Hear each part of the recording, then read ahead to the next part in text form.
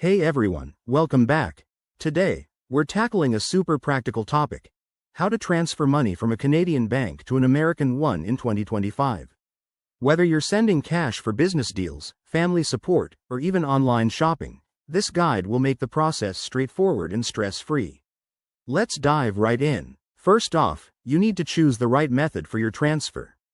Options include traditional bank wire transfers, which are reliable but might come with higher fees, or modern services like Wise, PayPal, or Revolut.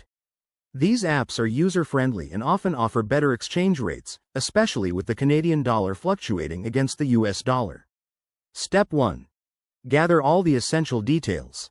You'll need your Canadian bank's account information, the recipient's US bank details, including their routing number and account number, plus any SWIFT or IBAN codes if applicable. Double-check everything to avoid delays or errors. Next, consider the currency exchange. In 2025, rates can change quickly, so use tools like online converters or bank apps to get the best deal.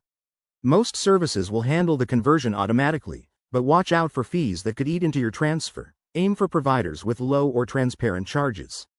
Now, initiate the transfer. Log into your Canadian bank's app or website, select the international transfer option, and enter the details. If you're using a third-party service, sign up, link your accounts, and follow their simple steps.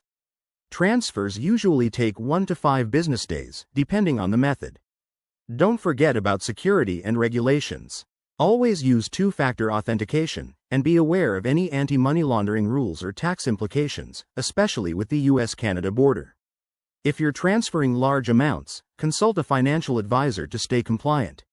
Finally, once it's done, confirm with the recipient that the funds have arrived. And there you have it: easy money moving across borders. If you found this helpful, give it a like and subscribe for more tips. Thanks for watching, and see you next time.